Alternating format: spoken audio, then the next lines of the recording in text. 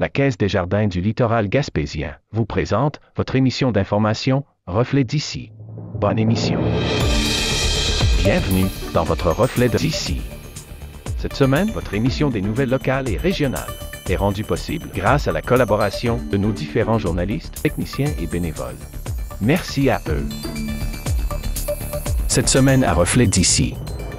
Le cinéma gaspésien en Louisiane. Un festival proche de son public. Les cinéastes sont passionnés, sont contents d'être présents. J'ai même rencontré un cinéaste louisianais qui fait des documentaires quand même crus.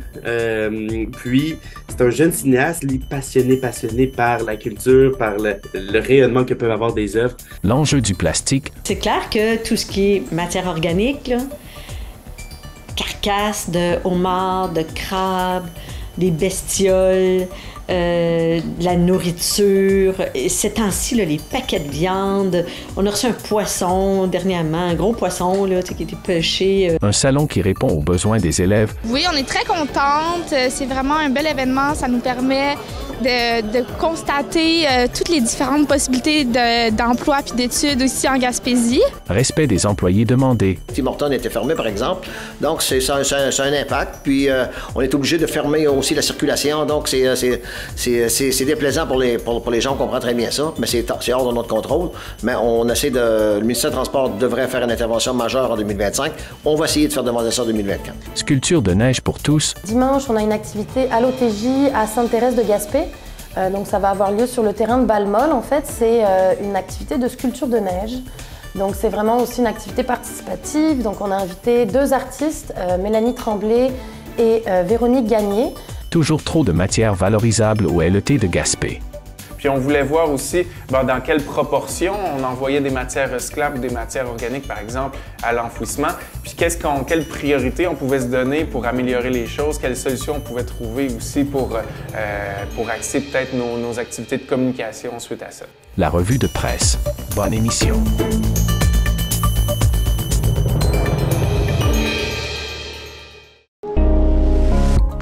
Besoin d'outils pour les travaux à la maison? Besoin d'accessoires de toutes sortes? Vous avez des projets de peinture? L'équipe du magasin J. Gérard Méthode de Grande-Rivière se fera un grand plaisir de vous servir. Quelle que soit la saison, quels que soient vos besoins, notre équipe compétente saura répondre à toutes vos attentes. Venez magasiner chez nous et vivez l'expérience J. Gérard Méthode de Grande-Rivière. Visitez notre page Facebook pour connaître nos spéciaux ou venez nous voir au 28 Grande Allée Ouest, Grande-Rivière.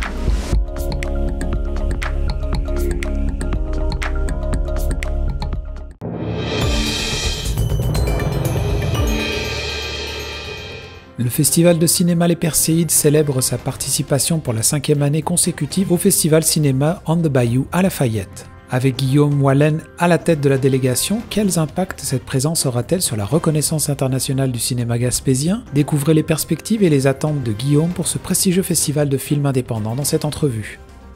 Donc là, je lisais justement sur votre communiqué que vous en êtes à votre 5e collaboration, année de collaboration avec le Festival Cinéma On the Bayou de Lafayette.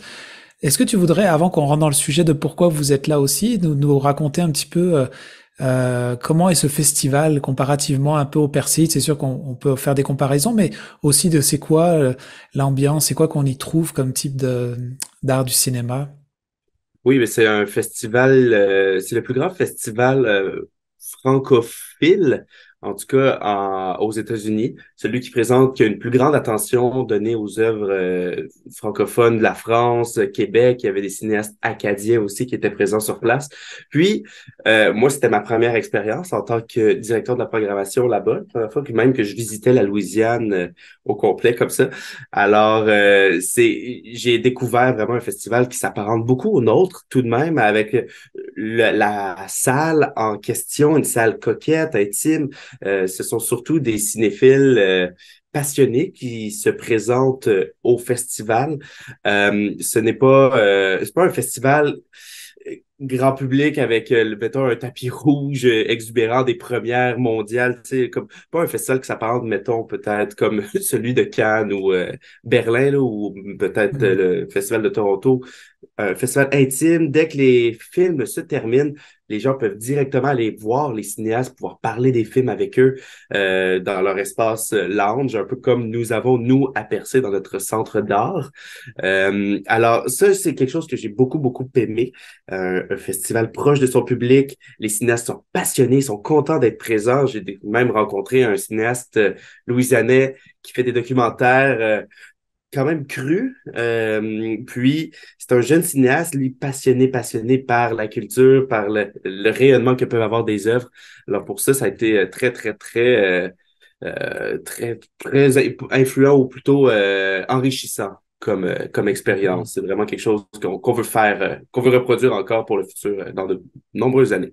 Ben oui, justement, c'est quoi l'importance justement d'une collaboration de même, puis de sortir justement du pays et de collaborer comme ça à l'extérieur? Qu'est-ce que ça apporte au Perséide, par exemple, au cinéma des Perséides?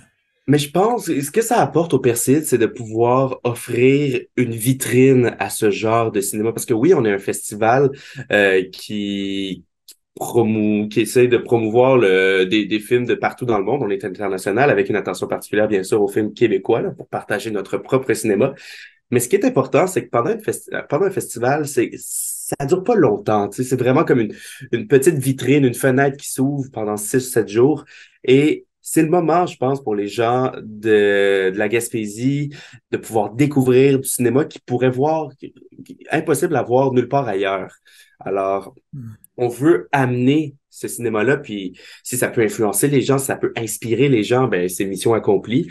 Alors, je pense que c'est important aussi de montrer tout ça, surtout considérant que la langue française est très minoritaire au pays, alors que, en tout cas, au pays, partout en Amérique.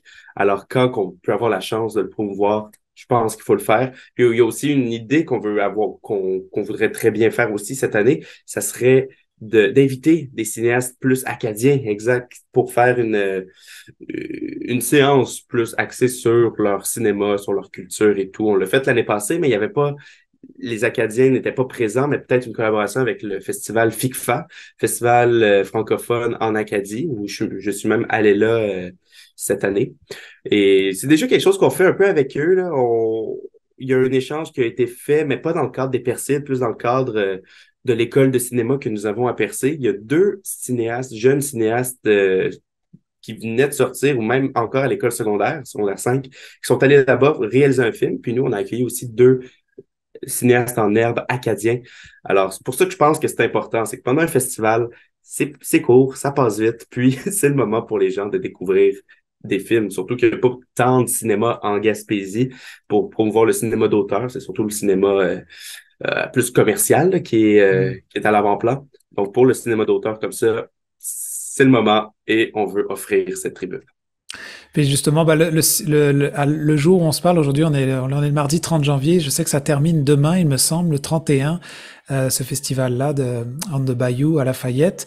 Qu'est-ce que vous y avez amené, vous, en allant là? Je sais que vous êtes, il y a plusieurs réalisateurs qui ont été sélectionnés justement pour être présentés là. Qu'est-ce que vous avez présenté à ce festival-là?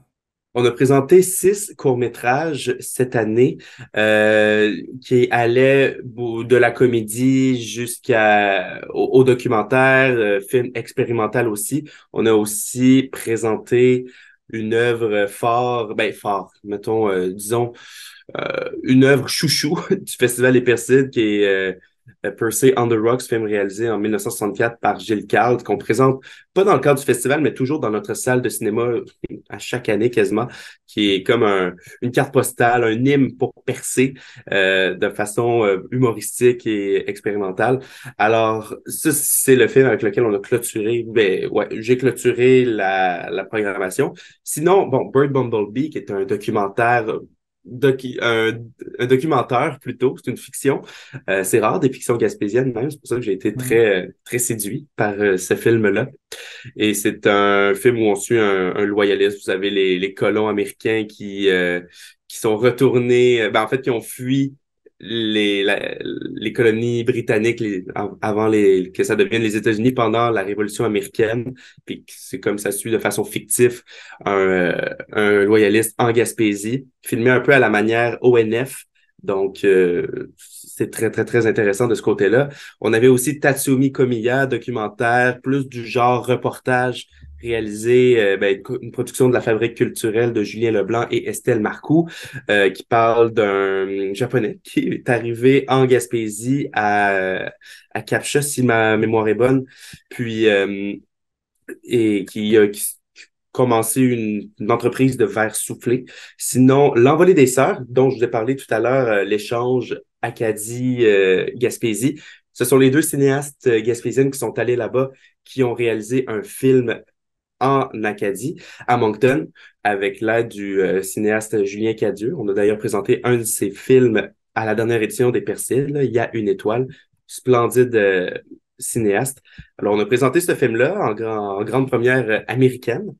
Sinon, il y a eu Magnolia de Marc Durand, cinéaste expérimental de la Gaspésie, c'est un film personnel qui parle de sa mère et une approche très, très particulière avec le traitement de l'image, de la pellicule. C'est aussi un hymne à la nature. Puis finalement, l'avant-dernier film était Résonance. Résonance, et on avait deux des membres du film avec nous à Lafayette. On avait avec nous Annie Delonchamp ainsi que Karine Leblanc, qui est respectivement la protagoniste du film ainsi que la productrice. Puis, ce film-là, c'est comme un film essai très, très contemplatif, très introspectif sur le temps, sur la danse, l'art, quand la nature rencontre le ciel. Il y a plein de symbolisme, de symbolique à avoir dans ce film-là. Alors, ce film-là, très heureux d'avoir pu le présenter en grande première mondiale, celui-ci. Puis, par ailleurs, hier, on a appris lors de la remise des prix que le film avait remporté le meilleur court-métrage, en fait, une mention du jury pour meilleur court-métrage expérimental. Donc, on est très, très, très contents. Ça a bien, bien, bien charmé le public. Et voilà. Puis, pour terminer, Person the Rocks, comme je vous ai dit tout à l'heure. Puis toi, pour terminer là-dessus, parce que si je comprends bien, c'est ta première année comme directeur de la programmation. Est-ce que c'est quoi ton coup de cœur là de ce festival, en dehors peut-être de ce que vous êtes venu présenter de Percé, mais en général, que ce soit forcément des films ou une question d'ambiance ou des rencontres? Oui. J'ai beaucoup aimé dans la programmation du festival les documentaires consacrés à la musique. Il y avait beaucoup de documentaires qui parlait de l'émergence, l'origine, l'histoire de certains styles musicaux afro-américains, ou voire issus du monde noir. Par exemple, il y avait un documentaire sur la Jamaïque, c'est la musique dancehall, qui est comme l'ancêtre du reggaeton. Ça combine le rap et le reggae. Super intéressant. Les gens dans le public étaient au rendez-vous. Même des gens de Brooklyn qui étaient venus au festival pour aller voir ce film-là. Sinon, j'ai vu un autre documentaire sur la grande jazzwoman Carol Sloan, qui est considérée comme une des plus grandes chanteuses jazz aux États-Unis. Donc ça, j'ai trouvé ça très intéressant, le côté musical apporté dans le festival. Puis, je suis un passionné de musique, alors pour ça, j'ai été très séduit. Puis, il y avait aussi un groupe louisianais qui faisait de la musique cajun lors d'une des soirées où j'étais là, avec la nourriture traditionnelle louisianaise qui était au rendez-vous. J'ai pu goûter à la fameuse jambalaya, les pains gumbo. En fait, le gumbo, pardon, pas les pains. Puis, il y a aussi un court-métrage que j'ai vu, très content d'avoir pu découvrir ce film, qui est The Masterpiece, film qui a gagné Grand Prix du jury à Sundance, un des plus grands festivals américains de films indépendants. Alors ça, j'ai été très, très, très heureux de pouvoir voir ces films inédits qui n'ont pas eu encore la chance d'être projetés au Québec. Alors pour ça, c'est toute une chance que j'ai eue. Ouais. Est-ce qu'on peut dire que par cette expérience-là, ça va teinter un petit peu le festival de cet été qui s'en vient à Percé? Oui, ben certainement. Ben, avec cet échange-là, avec cette vitrine qu'on va pouvoir offrir au cinéma de la Louisiane, c'est sûr, ça va faire une projection assez particulière. Ben, je veux dire, très qui va respecter un but, qui va être unique. Et ça, c'est pour offrir de la diversité. Ça va être merveilleux. Sinon, en ce moment, mon travail là, en tant que directeur de la programmation, c'est vraiment d'aller dans les festivals. Je vais d'ailleurs aller à Vue-sur-Mer. J'ai très hâte de voir le festival de documentaire à Gaspé. C'est de découvrir ce qui se passe ailleurs, de s'inspirer des festivals. Il y a aussi une approche que j'aimerais qu'on adopte plus cette année, c'est parce que à Percé, je crois que ce qui démarque ce festival des autres festivals peut-être partout ailleurs, c'est la carte postale où on est. C'est tellement une ville magnifique.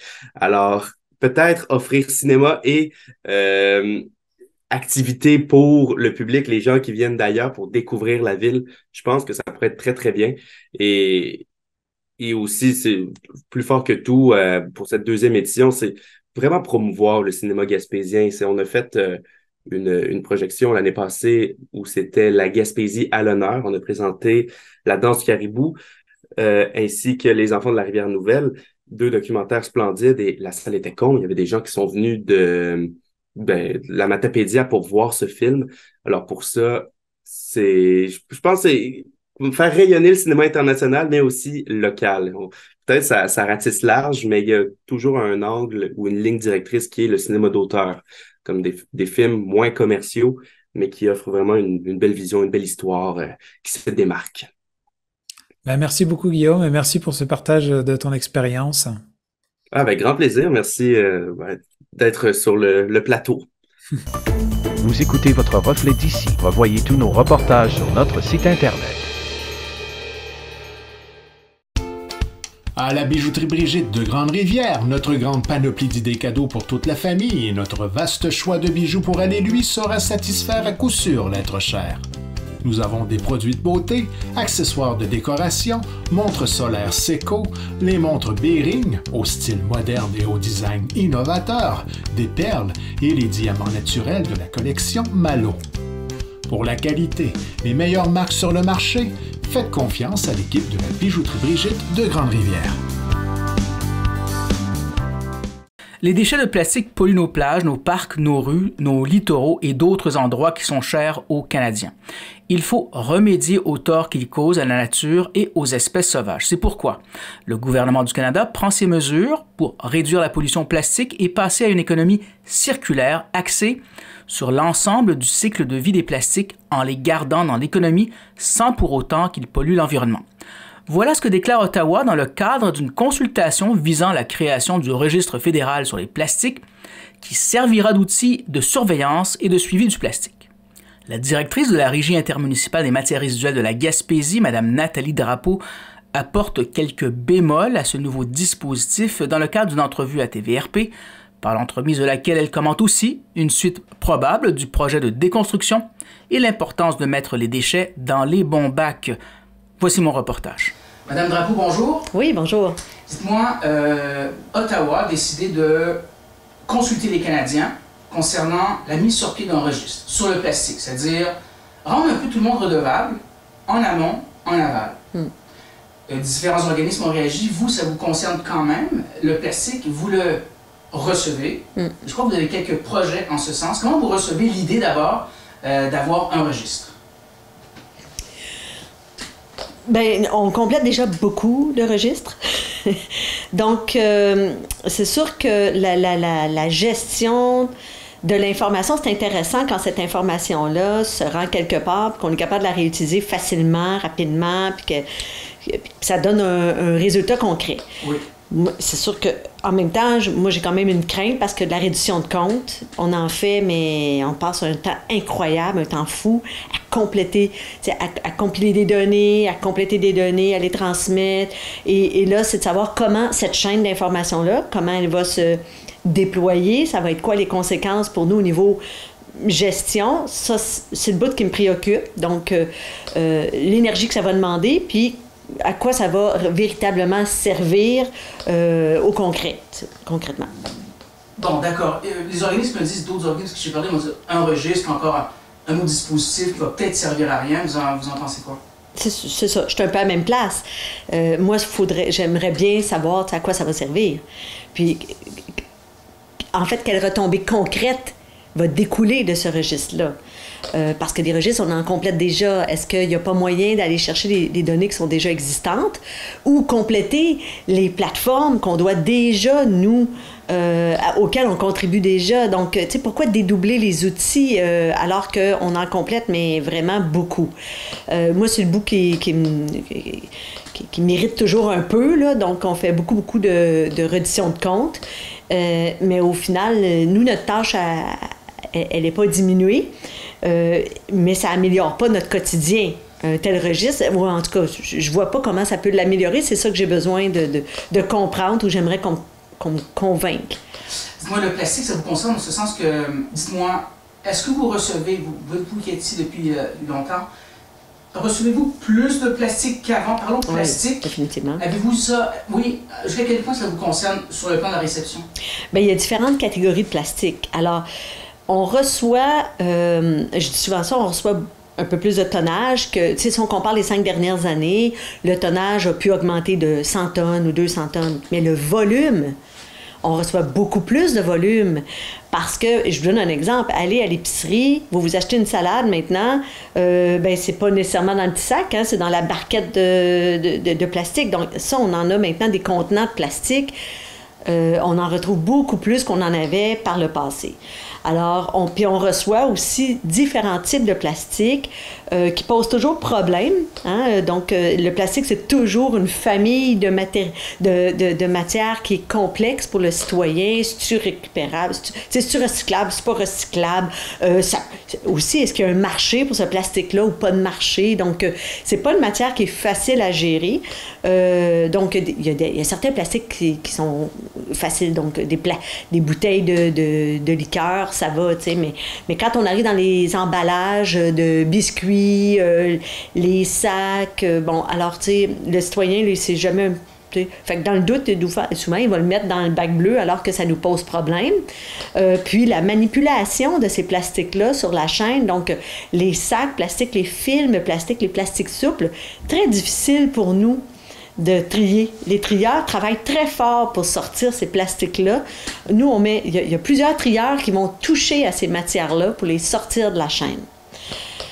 En même temps, ben, c'est une réalité. C'est pas demain la veille là, que les plastiques souples vont s'éliminer de la chaîne. Alors, nous, ça fait 3 ans qu'on travaille un projet pour faire quelque chose avec ces plastiques-là localement, puis ne plus être dépendant des marchés externes pour pouvoir écouler ces plastiques-là. Vous avez un projet à venir, je crois. Oui, ben ça fait 3 ans qu'on travaille. Et cette année, ben, l'usine est en construction. Ça va s'appeler l'usine comment? L'usine de transformation des plastiques souples. C'est comme ça que ça va s'appeler? Oui. Très bien. Très rapidement, là, si on devait l'expliquer, c'est quoi? C'est une chaîne où on broie les plastiques. Donc, les sacs plastiques sont broyés, déchiquetés. Ensuite, ils sont densifiés comme pour en faire des petits flocons, si on veut, granulés à la fin, et donner des flocons qui vont ressembler à ça. Okay? Oui, puis rapprocher. Alors, ces flocons-là, suivant les études qu'on a fait avec l'École de technologie supérieure, l'Université Laval, bien, on va pouvoir les réintroduire soit dans les enrobés bitumineux, l'asphalte, hein? Ou bien pour faire du mobilier urbain, des bancs de parc, des planchettes, des pots de fleurs, des choses comme ça. Alors l'idée, c'est un peu ça, c'est de réutiliser ces plastiques-là qui sont générés ici, de les réutiliser ici. Puis comme ça, bien, on se trouve un marché et on évite du transport supplémentaire. Bien voilà. 2 sujets en rafale, si vous me permettez. Oui. Vous avez publié, votre organisme a publié sur Facebook les priorités 2024. Et on a recensé les employés pour dire, écoutez, qu'est-ce que vous ne voulez plus voir comme matériaux dans tel bac? Il y a encore des gens qui croient que le poulet, c'est encore recyclable dans le bac bleu, si j'ai compris. On y va, si vous avez quelques recommandations. Ah, ben, nous autres, on a toujours notre liste de matières non désirées, mais éternellement reçues. C'est clair que tout ce qui est matière organique, là, carcasse de homard, de crabe, des bestioles, de la nourriture. Et ces temps-ci, là, les paquets de viande. On a reçu un poisson dernièrement, un gros poisson là, qui a été pêché. Alors ça, il faut comprendre que ça arrive tout mêlé. Ça arrive sur la table de tri. Le trieur se retrouve les mains là-dedans. On n'en veut plus de nourriture. On n'en veut pas. Ça n'a pas d'affaire dans le bac bleu. C'est pas recyclable, c'est compostable. Alors ça, c'est vraiment là, une matière qui pose problème, souvent. Tout ce qui est vêtements, les bâches, là, les grandes toiles de tissu. On reçoit encore beaucoup de vêtements. Je dis des vêtements, mais c'est aussi les souliers, les bottes, les chiennes, tout dans cette catégorie-là. Ça va aux déchets. Aux déchets, si ces vêtements-là sont plus réutilisables, mais sinon, il y a beaucoup d'organismes qui font du travail sur ces filières-là. Tout ce qui est équipement de voiture, ça, c'est très compliqué pour nous, là. Équipement de voiture est gros et produits dangereux, donc les bonbonnes, les freins de disques, donc, tu sais, les freins de disques, quand tu échanges les freins, les piles, les gros encombrants, là, qui peuvent, tu sais, les pins, là, tu sais, les grandes barres de métal, les pins. Ça, quand on reçoit ça, c'est fatal. Nous, pour les équipements, là, premièrement, ce sont des bris. Des barres à clous, là. Des barres à clous, des choses comme ça, là. Fait que quand on reçoit ça, c'est dangereux pour les employés. Mais aussi, pour les équipements, là, ça crée des blocages, des bris. Donc, des bris de courroie, des bris de chaîne, à tout bout de champ, là, c'est quoi? Des arrêts de 1 heure, 2 heures, une journée, une semaine. Le dernier bris qu'on a eu, c'est 5 semaines, avec 100 000 $ de dépenses. Alors, ça fait partie des matières qu'il faut absolument... Appelez-nous avant de les mettre. Si vous cherchez un débouché pour ces matières-là, appelez-nous, puis on va vous aider à trouver un bon plan B. 4e catégorie de matières, des matières comme les hoses, tout ce qui est cordes, hoses, des boyaux d'arrosage. Ça, c'est problématique aussi parce que quand ça arrive puis que ça passe dans la chaîne, là, ça s'enroule. Ça s'enroule dans les convoyeurs.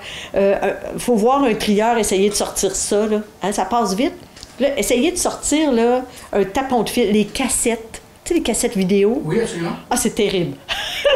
Oh, la cassette se déroule. Et là, tu peux en avoir, là, essayer de retrancher ça. C'est niaiseux parce que c'est un petit morceau, là. Tu sais, on se dit, ah, bon, c'est pas grave. Tu sais. Mais non, pour nous, c'est un irritant important. Donc, on a tous une responsabilité citoyenne à s'informer. Parce que ça coûte cher au public, finalement. Définitivement. Moi, je dis tout le temps, c'est un jeu d'équipe, cette affaire-là. Chacun doit faire sa job. Le citoyen doit mettre les bonnes matières dans un bon bac, puis nous, on va s'occuper des trier et de les envoyer au bon endroit. Je vais terminer ce petit sujet. Le temps de la chasse, il y a toujours des messages. Vous trouvez toujours une carcasse d'orignal dans un bac vert. C'est arrivé cette année encore ou pas? Carcasse d'orignal, on a moins eu cette année. Là. On a plus eu dans le temps, là, actuellement, là, il doit y avoir ceux qui vont à la chasse au collet pour la fourrure. Là.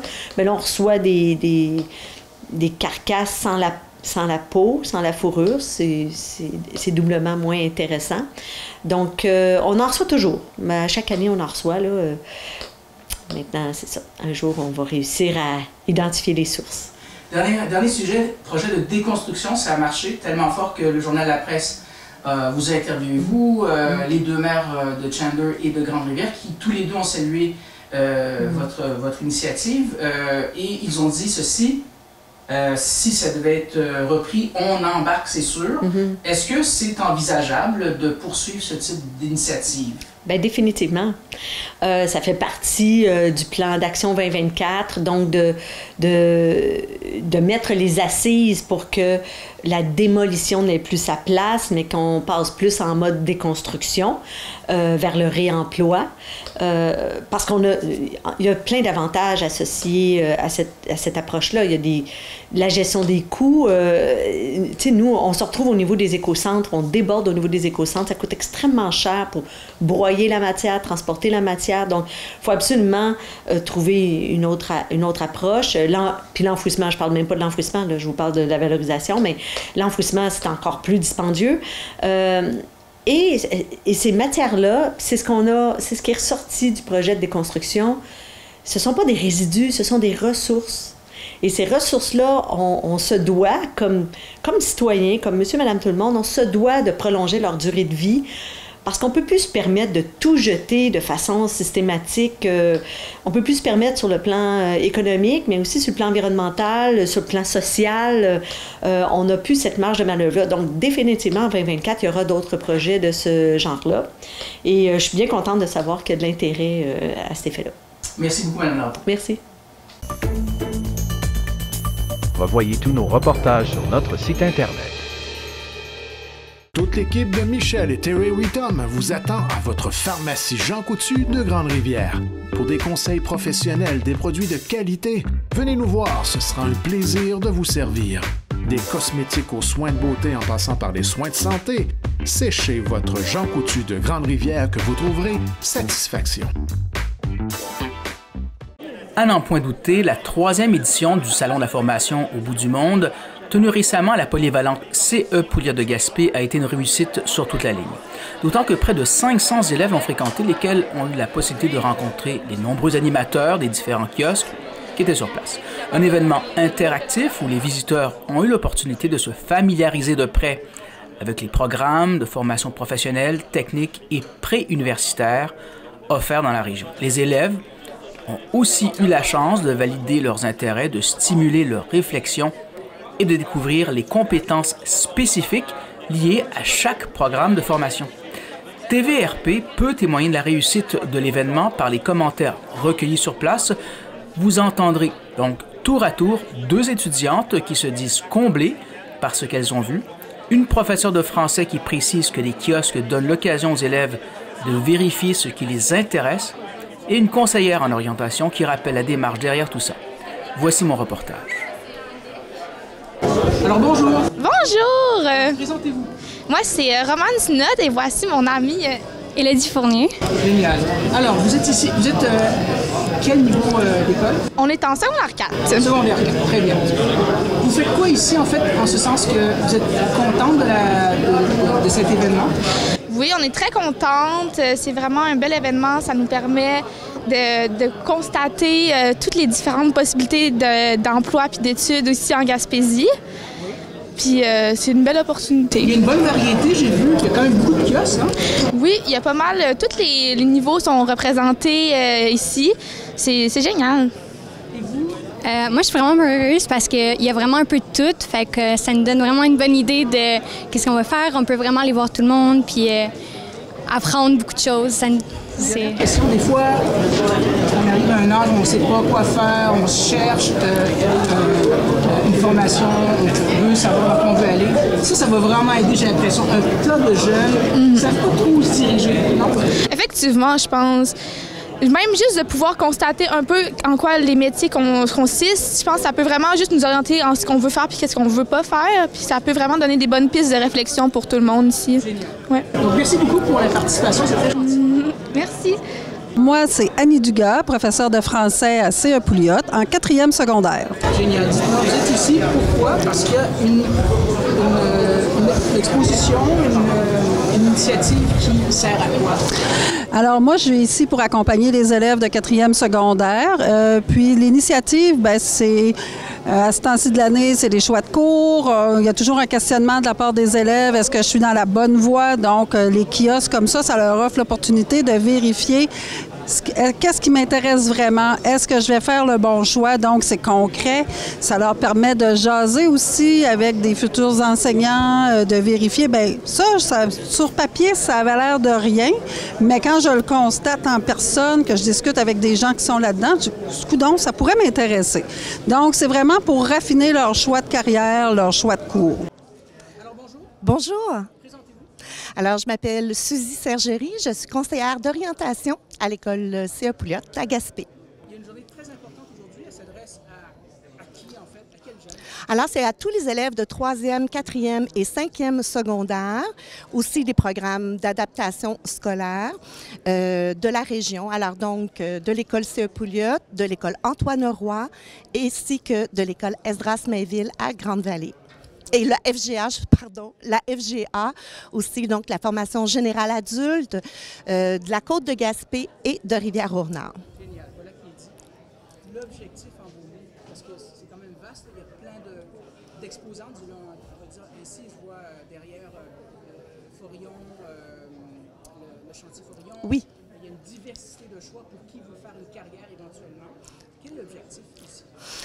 L'objectif, c'est un salon qui se veut orientant. Alors, on a préparé l'ensemble des élèves à identifier quels étaient leurs intérêts selon une classification qu'on appelle cursus, dans laquelle on retrouve 5 mondes. Alors, le monde du vivant, le monde de la matière, le monde de l'humain, le monde de la culture et le monde de la gestion. Par la suite, on a identifié tous les programmes de formation qui étaient dans la région et on les a aussi installés par monde afin de permettre aux élèves de bien s'y retrouver. Fait que les élèves ont identifié certains défis et font le tour des kiosques pour aller voir les défis qui avaient ciblés au départ. On a aussi demandé à certains employeurs de la région, un par monde, de venir nous accompagner pour parler des perspectives d'emploi dans chacun de ces mondes-là. Quand même. Dernière question, c'est la 3e édition, je crois. Oui, effectivement. C'est fort utile. Oui. Les élèves, souvent, ça leur permet, le fait d'entrer en contact avec les enseignants, de voir le type de défis qui correspondent à leurs intérêts. Alors, souvent, par la suite, les enfants, ils reviennent au bureau puis là, ils me disent « Oui, j'ai identifié ce que je voulais faire. » Merci beaucoup. Ça me fait plaisir. Revoyez tous nos reportages sur notre site Internet. Venez découvrir chez Sport Elite de Chandler notre vaste choix d'équipements de sport, nos vêtements pour elle et lui, notre nouvelle collection automne-hiver. Nous sommes la référence en articles de sport en région et notre équipe d'experts saura vous conseiller adéquatement pour pratiquer votre sport favori. Venez nous rencontrer chez Sport Elite de Chandler. C'est toujours un plaisir de vous accueillir. Les critiques de citoyens envers les employés des travaux publics lors d'une récente tempête de neige a poussé le maire de Chandler, Gilles Darèche, à faire une sortie publique pour demander respect envers ses fonctionnaires lors de la dernière séance de la ville. Le bris récent du réseau d'aqueduc dans un secteur du centre-ville et le projet de déconstruction ont aussi fait partie de l'entretien qu'il a accordé à TVRP. Voici mon reportage. Monsieur le maire, bonjour. Bonjour. 3 sujets à l'horaire aujourd'hui. D'abord, il y a eu un débat ce soir à la séance sur des critiques qui ont été faites sur les réseaux sociaux sur la façon dont le déneigement a eu lieu lors d'une tempête de neige et vous avez un message à lancer auprès de la population quant aux critiques qu'ils font sur vos employés. Bien, comme on le dit, ces hivers sont plus les mêmes qu'avant. Hein? Un hiver de neige et de pluie. Puis, c'est pas évident parce qu'après ça, il y a un gel. Puis, c'est sûr qu'il va y avoir de la glace. On n'a plus les hivers d'avant. Donc, nos employés font leur possible, évidemment. C'est pas vrai que nos employés n'ont pas travaillé, ont passé la nuit dans les chemins. Il y a eu un bris important au niveau de notre sableuse. Ça n'a pas aidé. Tout de suite, ils ont descendu au garage municipal le réparer. Évidemment, bien, ça demande du temps. Bien, je demande seulement aux gens d'être patients puis d'être reconnaissants là, pour le travail qui est fait. Puis c'est facile d'utiliser les réseaux sociaux pour critiquer, mais s'il serait assis avec nos chauffeurs là, une nuit de temps, ils verraient que ces gens-là travaillent. Donc, respect des employés. Absolument. Le respect des employés, c'est la moindre des choses. Parlons de bris puis de travaux publics. Il y a eu un bris d'eau il n'y a pas très longtemps au centre-ville. C'est pas la première fois, je crois. Où est-ce qu'on en est et ça a été résolu, je crois? Oui, mais c'est l'année passée, on a eu la même chose sur le même conduit, dans le fond, qui part là, de Jacques-Cartier jusqu'à Hôtel de Ville. C'est là que le gros problème. On a réparé l'année passée, on a réparé cette année. C'était environ à 50 pieds plus vers l'est là, cette année. La réparation a été faite. Évidemment, c'est un sol très instable qui est rempli de copeaux ou d'arbres et d'écorces. Donc, c'est instable en hiver. Ça fait que ça fait plier les conduits qui peuvent casser. C'est ce qui est arrivé. Le ministère des Transports ont mis à leur agenda là, en 2025 refaire ce tronçon de route-là complètement.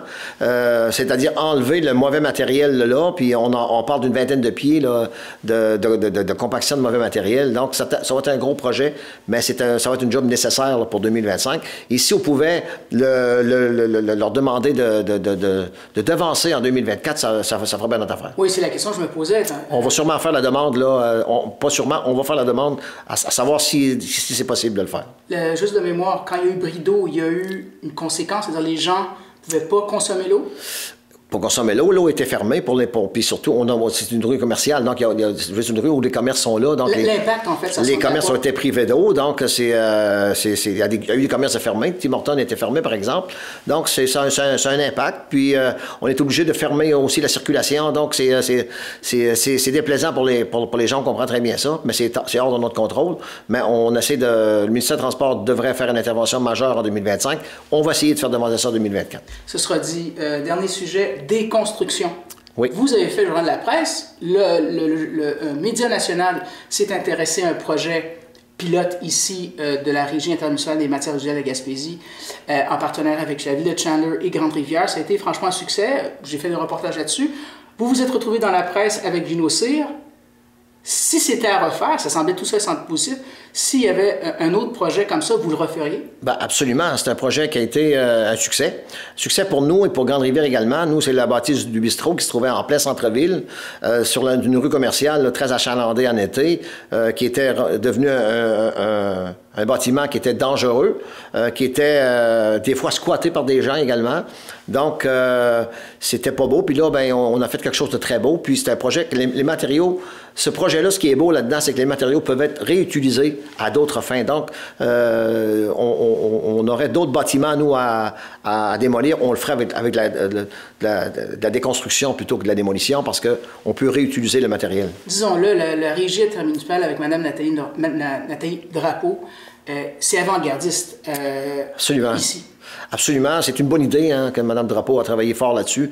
Puis, ça a été un succès. Puis, je pense qu'il y a plusieurs places qui devraient prendre exemple sur ces projets-là parce que ça a eu un impact sur le développement de la ville parce que ce terrain-là, il est à vendre. On va avoir un beau commerce là-dessus puis qui s'en vient prochainement. Donc, il y a de l'avancement. Merci beaucoup, M. le maire. Plaisir. Revoyez tous nos reportages sur notre site Internet. La boutique cadeau céramique de choix Rose Belaïde de Chandler est prête à vous recevoir pour toutes les occasions. Venez découvrir nos livres, nos jouets, jeux de société éducatifs pour enfants de tout âge et jeux pour adultes pour des soirées inoubliables en famille. Visitez notre boutique cadeau en ligne rosebelaïde.com et magasinez dans le confort de votre foyer. Suivez-nous sur notre page Facebook et Instagram pour découvrir nos nouveautés. Nous avons un magasin des bijoux qui sortent de l'ordinaire, des accessoires pour la cuisine Ricardo et naturellement l'ensemble des éléments nécessaires à vos projets de toutes sortes. Venez nous rencontrer au 46 boulevard Pabot.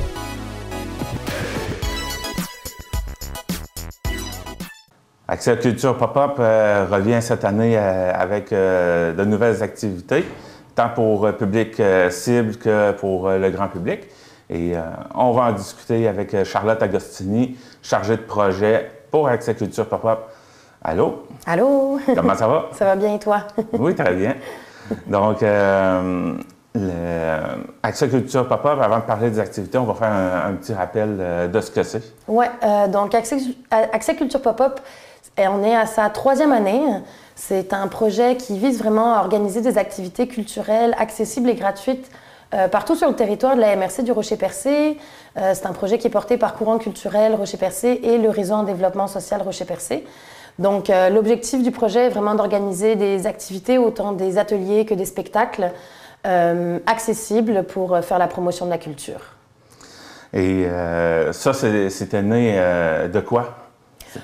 Ça, c'était né en fait d'un besoin. C'est né en collaboration, c'est ça, avec Courant culturel Rocher-Percé et le réseau en développement social. Ils ont monté ce projet-là parce qu'ils considéraient qu'il y avait vraiment un besoin pour ce genre d'activités-là. Des activités aussi qui se passent pas seulement pendant l'été, mais aussi pendant les saisons un peu plus calmes, c'est-à-dire automne, hiver. Donc c'est ça, c'était vraiment amener la culture à la population. Il y avait un manque d'activités culturelles dans la MRC? Je pense pas qu'il y a un manque d'activités culturelles, c'est juste qu'il y a peut-être un manque d'activités culturelles gratuites et vraiment pour les personnes plus qui ont peut-être plus de misère à aller voir ces activités-là, des activités par exemple dans des résidences pour aînés, des activités dans des écoles, c'est ça, faire venir des artistes un peu de l'extérieur pour vraiment organiser des activités gratuites. Il n'y en a jamais assez, en tout cas, des activités gratuites. Amener les activités à la population au lieu de faire venir la population aux activités. Exactement, aller directement dans certains milieux pour que ce soit plus facile puis que ça crée aussi sûrement un engouement auprès des personnes qui participent à ces activités. Par exemple, s'il y a une activité dans ton quartier gratuite, tu vas avoir tendance à y aller, tu vas avoir tendance à aimer cette activité-là, puis peut-être à rechercher à aller à plus de ce genre d'événements.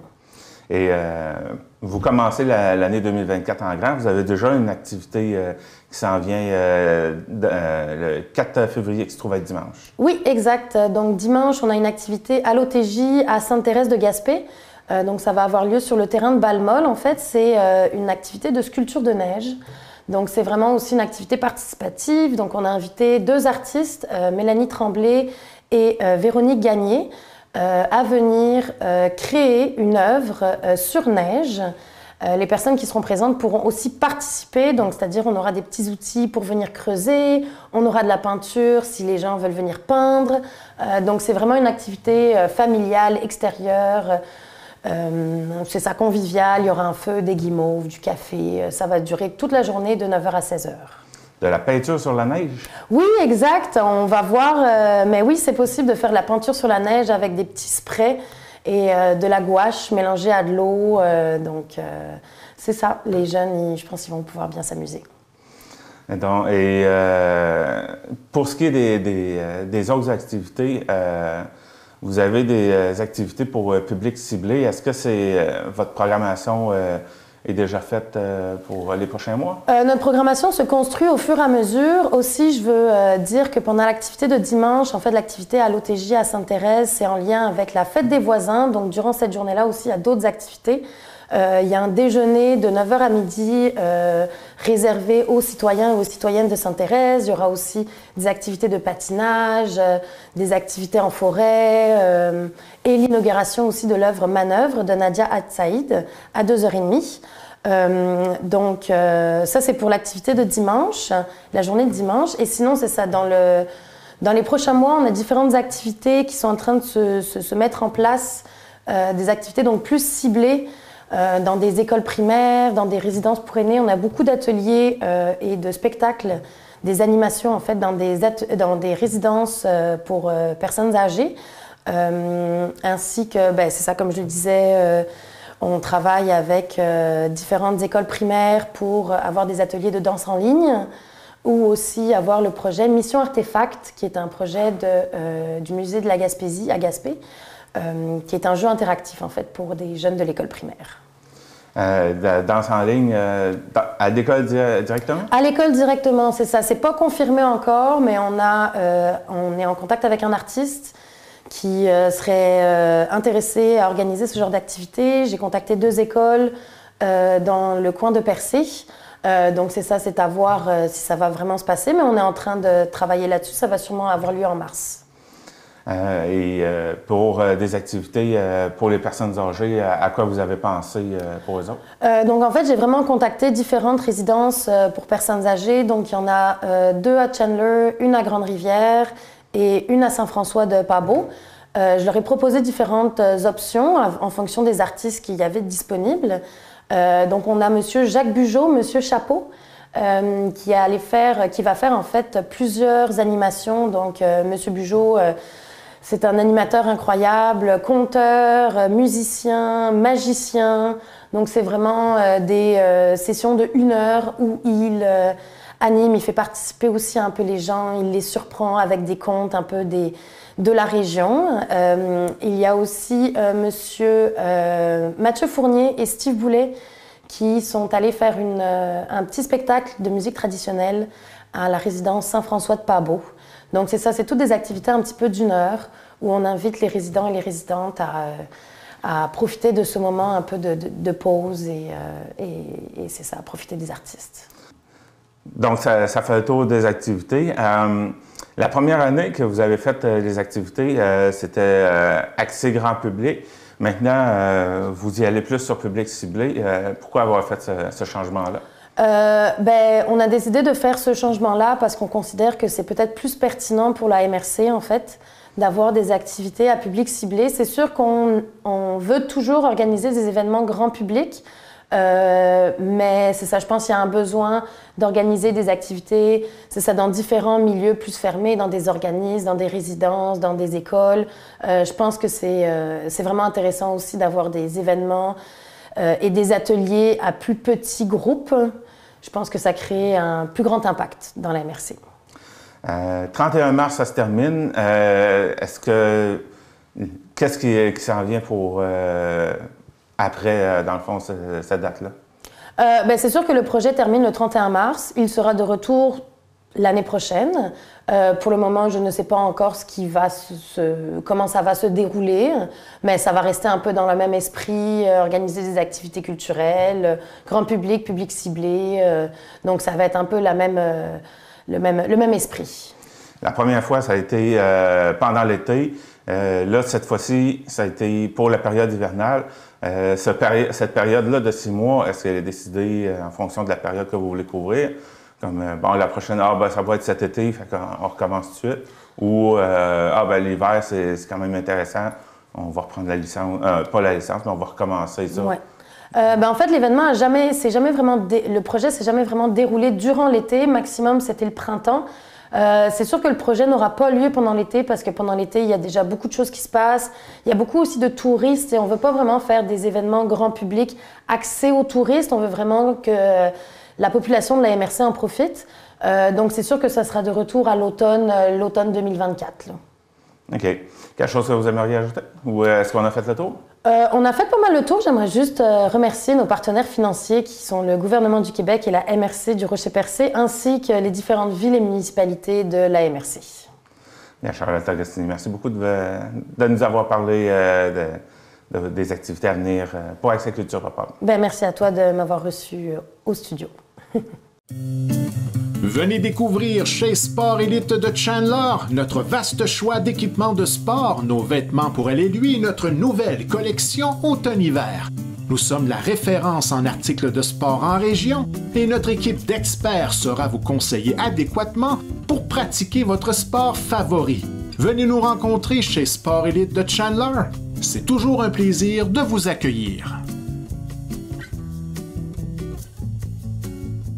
Alors, la Régie intermunicipale de traitement des matières résiduelles de la Gaspésie a fait une caractérisation des matières qui se retrouvent au lieu d'enfouissement technique à Gaspé, parce que dans le fond, tout ce qui est collecté pour la MRC de Rocher-Percé se retrouve là.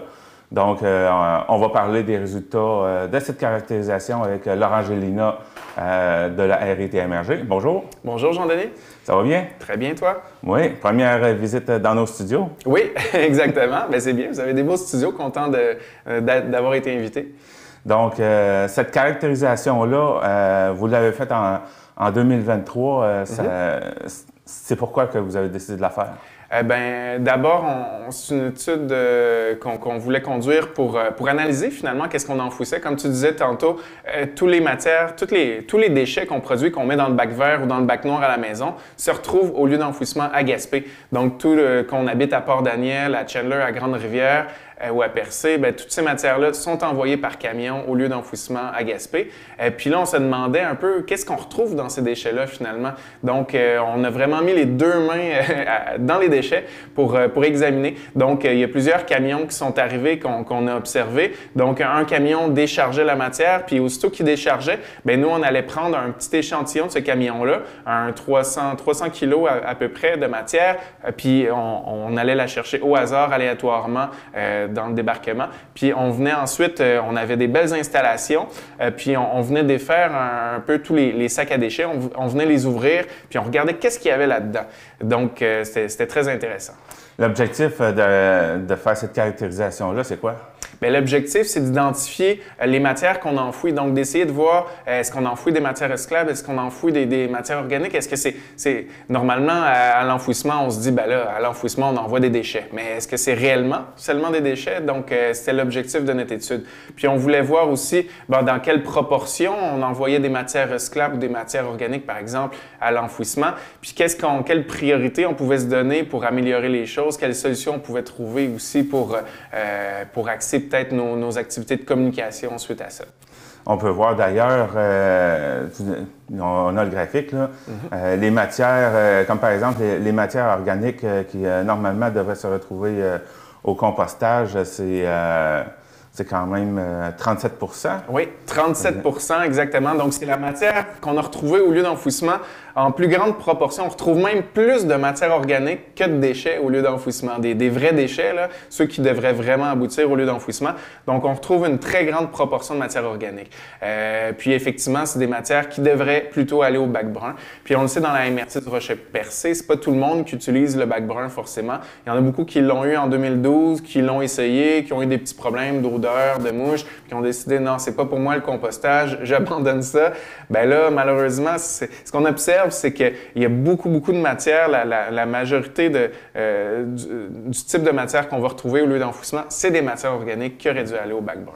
Mais puis surtout, selon les données, c'est 35 % que c'est uniquement des vrais déchets. Oui, les vrais déchets. Donc, c'est près du 2/3 de tout ce qui est envoyé au lieu d'enfouissement technique qui devrait normalement être envoyé ailleurs. Exactement. Recyclage, revalorisation, oui, compost. Oui, tout à fait. Donc, c'est vraiment une minorité de ce qu'on retrouve. C'est le tiers à peu près de ce qu'on retrouve au lieu d'enfouissement qui sont des vrais déchets qui devraient vraiment aboutir là. C'est 19 % des matières qui sont des matières recyclables qu'on envoie en enfouissement. Là, on pourra détailler un petit peu après. C'est quoi les matières qu'on a retrouvées comme matières recyclables. Mais donc, on voit que c'est vraiment une minorité là, des matières qu'on envoie qui sont des vrais déchets. Dans le graphique, on peut voir, il y a un 1 %, c'est des liquides. Oui. C'est quoi que vous entendez par liquide? J'imagine que c'est pas l'eau. C'est-tu des affaires comme de l'huile ou de la peinture? Des liquides, oui, c'était plus comme de l'eau. Effectivement, on a retrouvé beaucoup de bouteilles de boissons gazeuses, par exemple, des bouteilles de Pepsi qui étaient refermées. On voyait qu'elles étaient remplies à moitié encore avec du Pepsi ou des bouteilles d'eau. Donc, nous, on a repris les bouteilles, on les a vidées, puis on a pesé la proportion de liquide que ça représentait. Donc, ça représente 1 %. C'est pas beaucoup, 1 %, on va dire, mais c'est quand même, si on fait le calcul sur le tonnage qu'on enfouit durant l'année, bien là, ça se compte en tonnes. Donc, c'est plusieurs tonnes par année qu'on enfouit de liquide qu'on devrait plutôt ouvrir la bouteille, verser dans l'évier de la cuisine, puis ensuite mettre la bouteille au recyclage. Donc, les liquides, en principe, ça ne devrait pas aboutir au lieu d'enfouissement. On a retrouvé aussi des fonds de yogourt. Des fois, il y avait des pots de yogourt aussi qu'on retrouvait, qu'il y avait encore du liquide dedans. Bien, si vous avez du yogourt, il est périmé chez vous, bien, ça aussi, ça devrait aller dans l'évier. De toute façon, ce sont des matières qui devraient normalement aller aussi dans le recyclage. Oui. Donc, tous les contenants devraient aller au recyclage, effectivement. Vous disiez tout à l'heure que vous preniez un échantillon de 300 kilos, je pense, des arrivages. Un peu plus. Ça représente quand même votre caractérisation. Vous avez fait ça sur quand même 59 % de tout ce qui arrivait, pareil. Bien, c'était avoir la représentativité de 59 % de ce qui arrivait. Donc, il y a certains arrivages qu'on n'a pas caractérisés. Par exemple, ce qui vient de l'hôpital de Chandler, on ne l'a pas caractérisé. Mais ce qu'on a étudié, bien, ça représentait 59 % de tout ce qu'on envoie au lieu d'enfouissement à chaque année.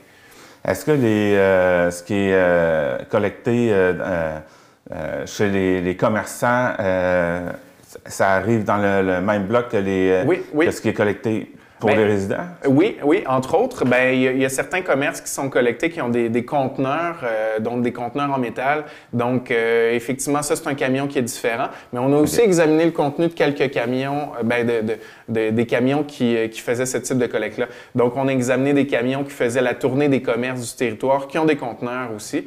Mais je dirais que principalement, on s'est beaucoup attardé aux citoyens, qu'est-ce qu'ils généraient. Donc, les bacs à déchets des citoyens là, qui sont mis à la rue.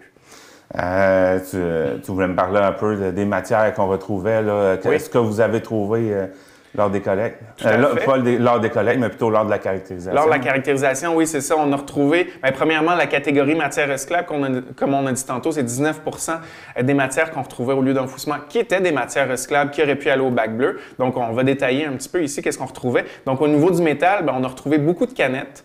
On a retrouvé aussi des boîtes de conserve, des assiettes et du papier d'aluminium. Ça, on le rappelle, hein, assiettes et papier d'aluminium, même si c'est un petit peu souillé, vous faites une boule avec ça et vous envoyez ça au recyclage. Donc, l'aluminium, c'est une matière qui peut se recycler à l'infini. Donc, c'est toujours le bon geste à poser de mettre ça au recyclage. Donc, les canettes, je pense que tout le monde sait que c'est recyclable, puis même c'est consigné. Vous pouvez même les apporter pour la plupart au dépanneur pour avoir la consigne ou à l'épicerie. Il y a des canettes qui ne sont pas consignées, mais quand c'est pas consigné, ça va toujours au bac bleu. Donc, au niveau du métal, on a retrouvé surtout, c'est ça, canettes, papier d'aluminium, boîtes de conserve. Au niveau papier-carton, on a retrouvé beaucoup de boîtes de carton. Des fois, il était souillé. Puis ça, on le rappelle aux gens, le carton souillé, quand il y a du jus dessus ou quand il est souillé avec de l'huile, du gras plutôt. Si vous achetez, par exemple, si vous allez chez un commerce, de la pizza ou si vous allez au Dixili pour manger du poulet frit. Donc, souvent, ça vient dans une boîte en carton. La boîte en carton va être un petit peu souillée après. Donc, si elle est vraiment très souillée, ça va au compost. Puis, si elle est légèrement souillée, ça peut aller au recyclage. Mais en aucun cas, une boîte en carton de pizza irait aux déchets. Mais nous, on en a observé quand même beaucoup de cartons déchets. C'est quoi maintenant la suite? Suite à cette caractérisation-là, quelles vont être les actions qui vont être posées? D'abord, c'est de sensibiliser les gens, comme on le fait un peu présentement. C'est de rappeler aux gens que les mouchoirs, par exemple, le papier essuie-tout, c'est toutes des matières qui vont au bac brun. Donc, au lieu de mettre ça aux déchets, il y en a beaucoup qui se disent, les mouchoirs, il y a des virus là-dedans, on peut pas mettre ça au compost, ça va contaminer le compost. Mais non, c'est faux. Tu sais, des fois, il y a des fausses croyances aussi qu'il faut corriger. Donc, tout ce qui est mouchoir, papier essuie-tout, ça peut aller au compost. Ça, c'est un exemple, mais en général, ce qu'on souhaite faire, c'est essayer de comprendre qu'est-ce que les citoyens ne savent pas.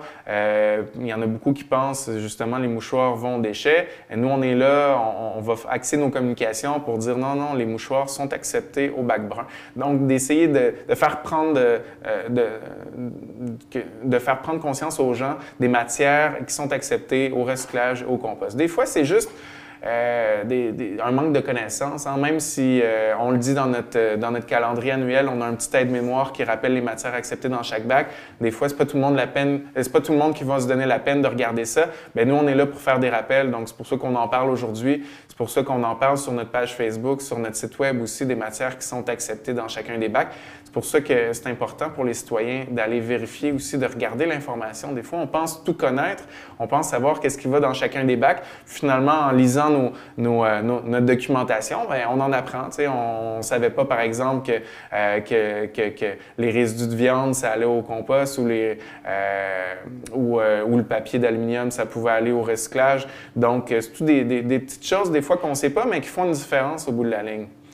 On a vu, étant donné qu'on couvre les différents assemblées municipaux de la région, on a pu constater que dans chacun lors des adoptions des budgets, Percé, Grande-Rivière, entre autres, le coût des collectes a augmenté. Oui. Donc, j'imagine que si on peut diminuer le 66 % qui ne devrait pas aller au LET, ce coût-là devrait diminuer. Certainement, donc, certainement. C'est les citoyens qui vont en profiter aussi. Exactement. Parce que là, on paye extrêmement cher, puis le coût de gestion de matières résiduelles, ce que vous payez sur le compte de taxes pour la gestion des matières résiduelles, ça augmente d'année en année.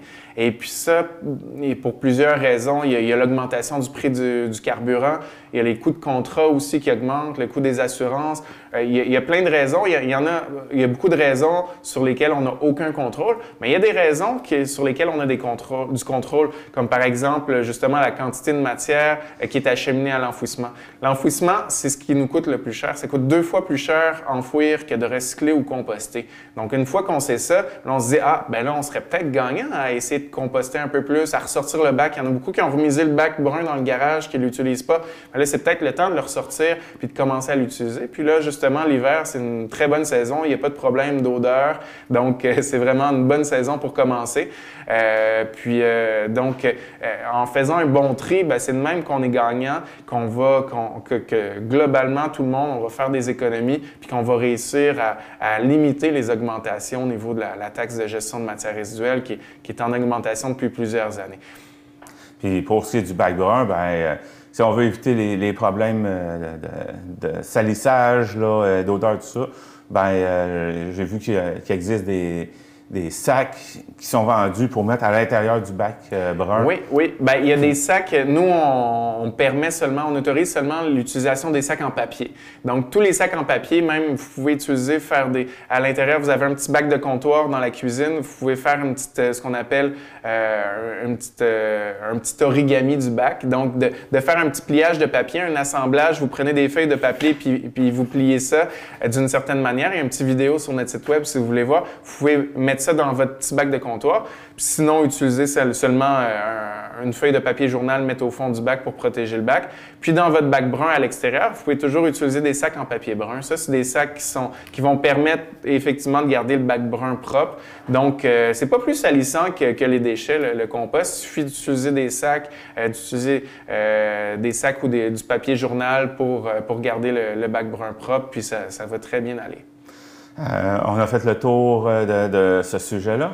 Ou quelque chose que vous aimeriez ajouter là-dessus? Ben, je pense que pour rappeler aux gens, l'étude de caractérisation, vraiment l'objectif, c'est de voir à quel point on enfouit des matières qui ne devraient pas être enfouies, puis qu'on devrait se donner la peine de détourner l'enfouissement. Puis c'est vraiment c'est vraiment dans le rôle de chacun de mettre l'épaule à la roue, puis de faire un bon tri à la maison, mais aussi au commerce, en entreprise aussi. Là, disons sur votre heure de dîner, vous générez aussi au travail des matières, c'est de faire un bon tri aussi au travail.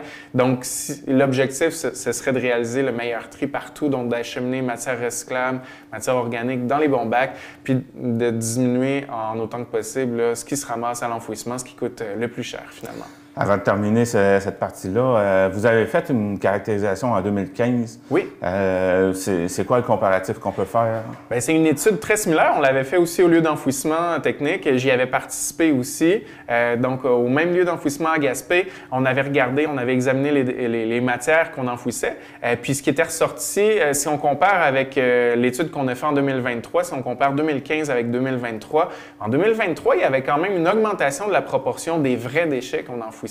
Donc, il y avait moins de matières recyclables, moins de matières organiques, puis moins de matières qui doivent être acheminées aux écocentres, comme le bois, les grosses pièces en métal, la peinture, les produits électroniques. Donc, il y avait une plus grande proportion de vrais déchets, donc ce qui était très bien. Mais en même temps, on voit, comme on l'a présenté tantôt, qu'il y a encore beaucoup de chemin à faire, exactement, puis beaucoup de matières recyclables et compostables qu'on retrouve encore à l'enfouissement en 2023, mais on est sur la bonne voie, donc on est satisfait de voir ça. Maintenant, une nouveauté à la RITMRG, dans le fond, on peut amener au centre de tri depuis le 17 janvier les sièges d'auto. Oui, aux écocentres plutôt, oui. Aux écocentres, donc l'écocentre de Gascon, de Grande-Rivière, ici l'ancien dépotoir des 40, comme les gens appellent communément, ou notre écocentre à Percé. Donc, on accepte les sièges d'auto pour enfants. Donc, les sièges d'auto, mais aussi les petits sièges d'appoint quand l'enfant grandit, ou même les coquilles. Donc, tout le matériel, en fait, pour les sièges d'auto pour enfants sont acceptés. Tout ça, c'est dans l'objectif. C'est un beau projet. C'est né du regroupement Mères au front Pointe de la Gaspésie. C'est deux représentantes du regroupement Mères au front qui nous ont abordés pour nous dire, tiens, il y a ce projet-là qui se fait ailleurs au Québec, la récupération des sièges d'auto. On aimerait ça que ça se mette en place ici sur notre territoire. Est-ce qu'il y aurait moyen de le mettre en place? Puis on a saisi la balle au bon. On s'est dit, tiens, c'est exactement ça qu'on veut faire nous aussi. On veut réduire l'enfouissement. Les sièges d'auto actuellement, ça se rendait à l'enfouissement. Donc pour nous, c'était une manière de réduire une matière qui se rend à l'enfouissement. Donc là, on accepte les sièges d'auto depuis mercredi dernier dans nos écocentres. Donc on compte sur les gens pour apporter leurs sièges d'auto. Si vous en avez à la maison qui ne servent pas, ou dans la prochaine année, si vous en avez, il y a des dates d'expiration sur les sièges d'auto. Donc si votre siège vient à expiration, bien, on va être en mesure de l'accepter à l'écocentre. Puis c'est quoi qui va être fait avec ces sièges d'auto-là? Oui, bien, ces sièges d'auto-là vont être recyclés, donc on va leur donner une deuxième vie. Ils vont être transformés. Bien, d'abord, on va retirer, il y a plusieurs composantes au siège. Il y a la coquille de plastique qui est vraiment la partie la plus importante, celle qui pèse le plus dans l'ensemble. Donc, on a la coquille de plastique, on a le textile, puis on a la ceinture aussi qui vient avec ça, les ceintures. Donc, actuellement, il y a juste vraiment la coquille, la partie en plastique qui représente la plus grande proportion de cette matière-là, qui va être recyclée. Puis avec ce plastique-là, ça va être, on va donc séparer les différentes composantes. Puis le plastique, on va l'acheminer ensuite chez Produits Replast. Produits Replast, c'est une entreprise qui est au centre du Québec qui transforme le plastique. Ils vont faire des granules avec ça. Puis ensuite, après avoir fait des granules, ben, ils vont produire des produits. Ils font du mobilier urbain avec ces granules de plastique-là. Du mobilier urbain comme des bancs de parc, des tables à pique-nique en plastique. Donc, les sièges d'auto vont être transformés pour servir à confectionner du mobilier urbain. Vous avez dit, bon, qu'il y a une expiration. Oui. Est-ce que vous savez, c'est pourquoi que des sièges d'auto ont une date d'expiration? Oui, c'est une bonne question. Souvent, les dates d'expiration, ça vient plutôt avec la nourriture, pour une question de fraîcheur. Pour les sièges d'auto, c'est vraiment une mesure de sécurité, parce qu'après un certain temps, c'est plus garanti que le siège va assurer la sécurité de l'enfant. Donc, pour cette raison-là, des fois, le plastique peut, avec le soleil qui rentre par les fenêtres, le plastique pourrait s'assécher puis diminuer en qualité là, avec le temps. Donc, pour cette raison-là, il y a une date d'expiration pour le siège. Donc, il faut le changer, le siège. Puis souvent, ben, c'est ça, un seul enfant, ben, ça va occasionner plusieurs sièges. Hein. Durant son enfance, ça se peut qu'il y ait deux sièges utilisés parce que justement, il y a une date d'expiration. Ça se peut aussi qu'il y ait plusieurs autos, puis vous, en tant que parent, ça ne vous tente pas de transférer les sièges d'une auto à l'autre. Donc, vous avez déjà plusieurs sièges pour un enfant. Des fois, vous avez deux enfants aussi. Donc, ça fait beaucoup de sièges finalement qui s'accumulent dans la vie des enfants. Donc, nous, ce projet-là, ben, ça permet de donner une deuxième vie aux sièges, donc à tous les sièges qui sont générés actuellement, qui prennent le chemin de l'enfouissement. On a les sièges d'auto pour bébé, les sièges d'appoint. Est-ce qu'il y a d'autres sortes de sièges qui peuvent être amenés? Il y a aussi les sièges hautes, les chaises, je veux dire, les chaises hautes comme on a dans la cuisine. On va retirer les pièces aussi de ça, tout ce qui n'est pas en plastique. Des fois, il y a des pièces en métal, on va récupérer le métal. Puis la coquille de la chaise haute, ben, qui est en plastique, on va pouvoir la récupérer aussi. Donc, les chaises hautes en plastique, ça aussi, c'est un autre produit qu'on peut réutiliser. Si vous avez aussi là, des sièges de vélo aussi pour enfants quand l'enfant est placé en arrière dans une petite coquille spéciale à l'arrière du vélo. Ça aussi, c'est un matériel qu'on va pouvoir accepter. OK. Donc, de plus en plus de matières revalorisées. Exactement. Ben, c'est ça. On essaie de détourner le plus possible de l'enfouissement. Aux écocentres, c'est 60% des matières qu'on accueille aux écocentres qui ont droit à une deuxième vie. Donc là, maintenant, ben, ça va faire une matière de plus là, qui a droit à une deuxième vie. On a fait le tour pour ce sujet-là? Oui. OK. On va finir maintenant sur une petite partie récupération, justement. Après tout, c'est le but de nos entrevues. On a fait une entrevue au mois de novembre, je crois, sur les matières qui sont acceptées au recyclage.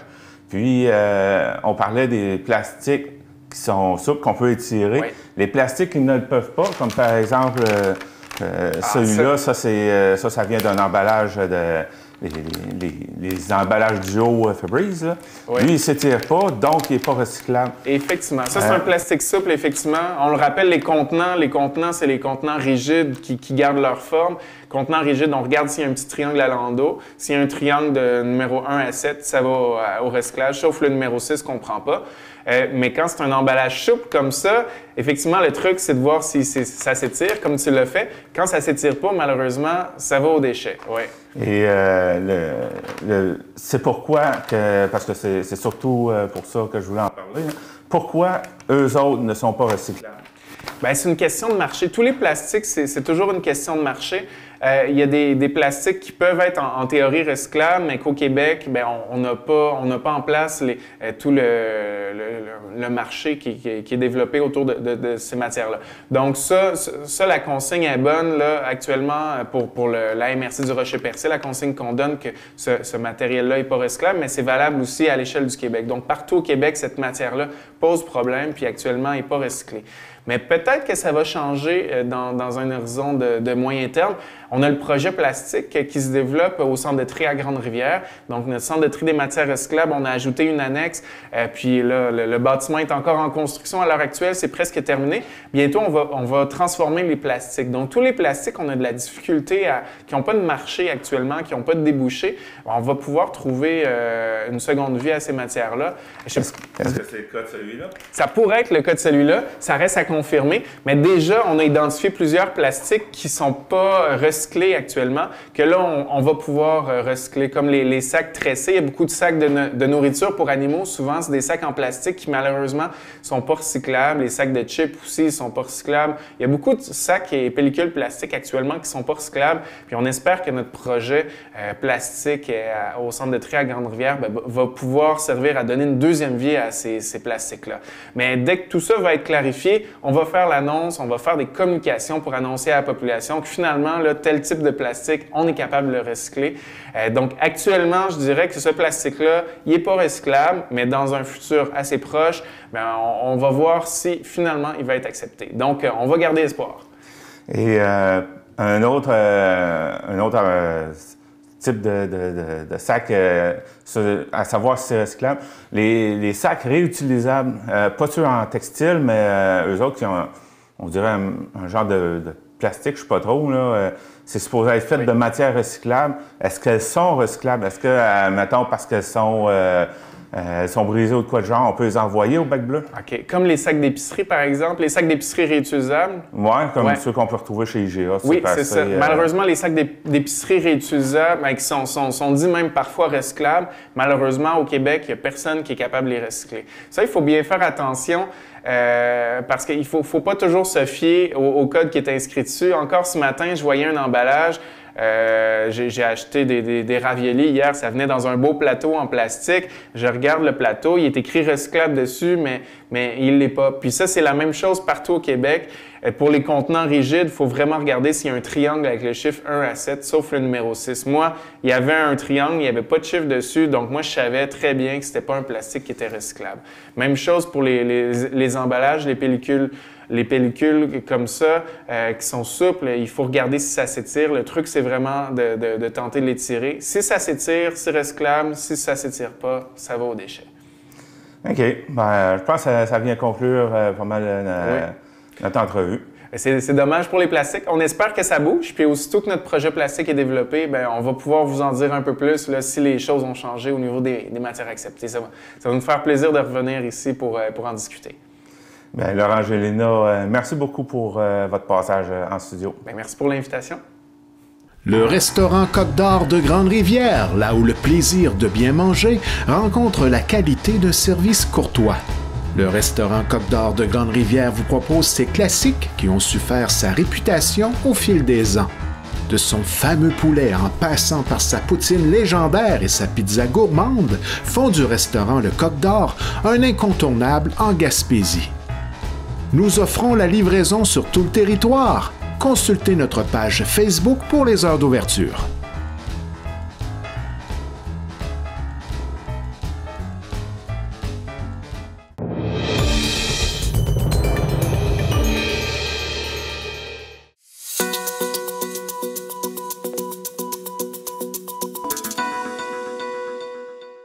Le maire d'Arèche demande de respecter les employés selon Bleu FM. Face aux critiques des citoyens sur les réseaux sociaux concernant la gestion du déneigement par les employés des travaux publics lors d'une récente tempête de neige, le maire de Chandler, Gilles d'Arèche, a pris la parole pour défendre son équipe et demander le respect envers ses fonctionnaires. Dans une déclaration à Bleu FM après la dernière séance publique, il a souligné l'importance de contextualiser les efforts des travaux publics, particulièrement en situation de crise. En outre, il a mentionné un incident récent concernant le réseau d'aqueduc dans le centre-ville qui a temporairement interrompu l'alimentation en eau de certains commerces. Bien que la situation a été rapidement résolue, le maire Gilles d'Arèche envisage de collaborer avec le ministère québécois des Transports pour des travaux majeurs afin d'éviter de futurs problèmes similaires. Cette démarche vise à prévenir d'autres situations stressantes pour la municipalité et à renforcer l'efficacité des services publics.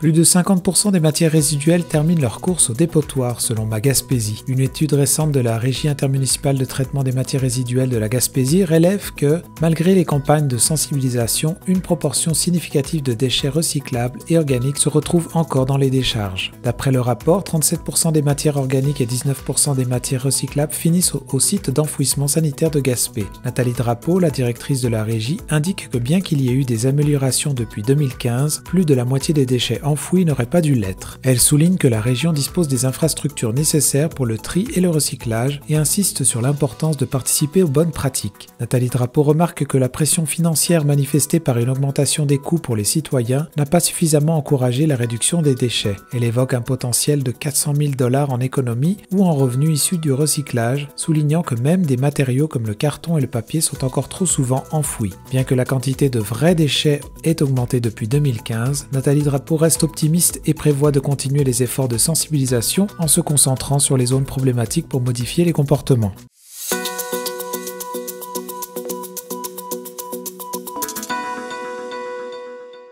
Permis de homard aux pêcheurs de crevettes. Selon Radio Gaspésie, le regroupement des pêcheurs de homards de la Gaspésie se montre ouvert à l'idée d'accorder des permis de pêche aux homards aux flottilles affectées par la crise de la crevette, mais avec prudence. Selon O'Neill Cloutier, directeur de l'organisme, bien que la ministre des Pêches et Océans puisse répondre favorablement à la demande de la communauté Micmac de l'Istigouche, il est crucial de considérer les zones de pêche. O'Neill Cloutier souligne que certaines régions, comme celles entre Matane et Rivière-à-Claude, sont moins exploitées, offrant potentiellement de nouvelles opportunités. Cependant, il émet des réserves quant à l'octroi de permis dans des zones où les pêcheurs ont déjà dû consentir d'importants sacrifices pour régénérer les stocks de homards. Entre 2003 et 2021, une opération coûteuse de rachat de permis a eu lieu, impliquant un investissement de 15 millions de dollars, avec une contribution notable de 7,7 millions de dollars des pêcheurs, 5 millions de dollars du regroupement des pêcheurs professionnels du sud de la Gaspésie et 2,7 millions de dollars du gouvernement fédéral. Cette situation complexe nécessite une approche équilibrée pour soutenir à la fois les communautés touchées par la crise de la crevette et maintenir la durabilité de la pêche au homard.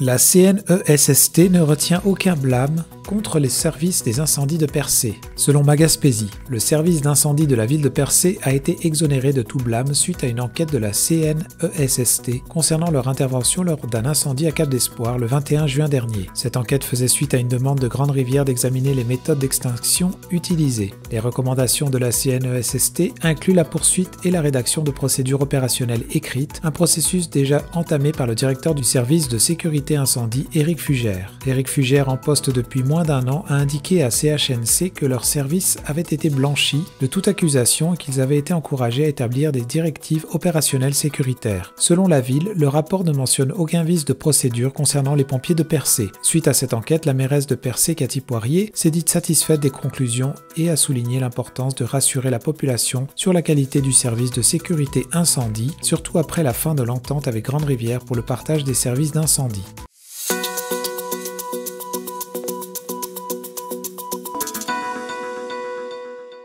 Manon Janotte devient officiellement lieutenant-gouverneur du Québec selon ma Gaspésie. Manon Janotte sera officiellement investie lieutenant-gouverneur du Québec lors d'une cérémonie sobre et intime à Québec. Ancienne chef de la Première Nation Micmac de Gaspé, elle marque l'histoire en devenant la 30e lieutenant-gouverneur de la province, la deuxième femme et la première personne d'origine autochtone à occuper ce poste, succédant à l'honorable J. Michel Doyon. Lors de sa nomination par le premier ministre Justin Trudeau en décembre, Madame Janotte a exprimé sa gratitude et vu sa sélection comme un pas vers la réconciliation entre les Blancs et les Autochtones. Elle envisage d'utiliser son rôle honorifique pour promouvoir l'inclusion et la coopération entre les peuples. En tant que représentante du roi Charles III au Québec, son premier voyage officiel sera probablement pour rencontrer le monarque, suivi d'une visite dans le territoire traditionnel Mi'kmaq. Avant sa nomination, Madame Janotte a été conseillère puis chef du Conseil de la Nation et a lancé l'École des Premières Nations à Montréal, où elle a été directrice. Sous sa direction, l'école a formé 448 participants en 2 ans. Son mandat en tant que lieutenant-gouverneur est prévu pour une durée minimum de 5 ans.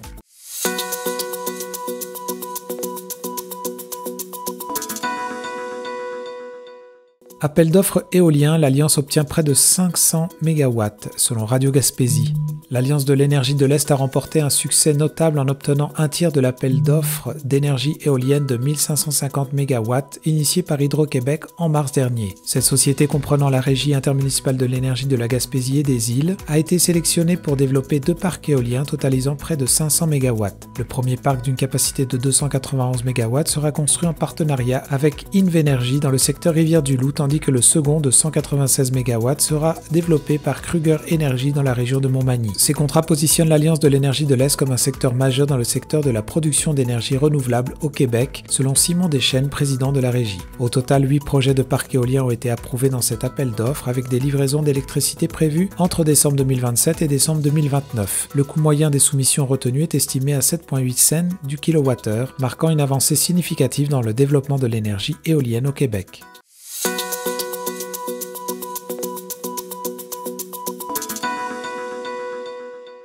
Terry Shaw démissionne de son poste de chef à Gaspé, selon ma Gaspésie. Le chef de la Première Nation Mi'kmaq de Gaspé, Terry Shaw, a annoncé sa démission pour des raisons familiales, effective le 2 février. Élu en février 2020, succédant à Manon Janotte, actuel lieutenant-gouverneur du Québec, Shaw a expliqué dans un communiqué que sa décision était motivée par le désir de prioriser sa vie familiale et de consacrer plus de temps à ses proches, dont ses 2 jeunes enfants. Sa démission survient peu après l'assermentation de Madame Janotte à laquelle il avait assisté. Terry Shaw, qui a également été conseiller pendant plus de 10 ans et employé de la Nation, a exprimé sa confiance en la capacité du Conseil à gérer les affaires courantes de la Nation. La conseillère Céline Cassivi a indiqué que le Conseil a immédiatement pris en charge les dossiers et responsabilités de Terry Shaw pour assurer une transition fluide. Le Conseil devra maintenant décider des prochaines étapes pour la gouvernance de la Nation. Durant son mandat, Terry Shaw a notamment géré une crise de confiance liée à la réforme du Code électoral combattue pour obtenir de l'aide d'Ottawa pendant la pandémie et inaugurer une érablière ainsi qu'une entente sur les droits d'accès au parc Forillon. Vous écoutez votre reflet d'ici. Revoyez tous nos reportages sur notre site Internet. Marché Guy des Bois de Sainte-Thérèse de Gaspé, le marché d'alimentation où on trouve de tout pour toutes les occasions. Du prêt-à-manger en passant par le comptoir de viande et les fruits et légumes, nos spécialistes en alimentation sauront vous satisfaire. Notre succursale SAQ vous offre une vaste variété de vins et spiritueux et de la bière à prix imbattable. Nous sommes associés à la bannière Shell et nous vendons des articles de toutes sortes pour satisfaire tous vos besoins. Venez nous voir, notre équipe se fera un plaisir de vous servir et ce avec professionnalisme et courtoisie. Marché Guy des Bois, un incontournable à Sainte-Thérèse de Gaspé.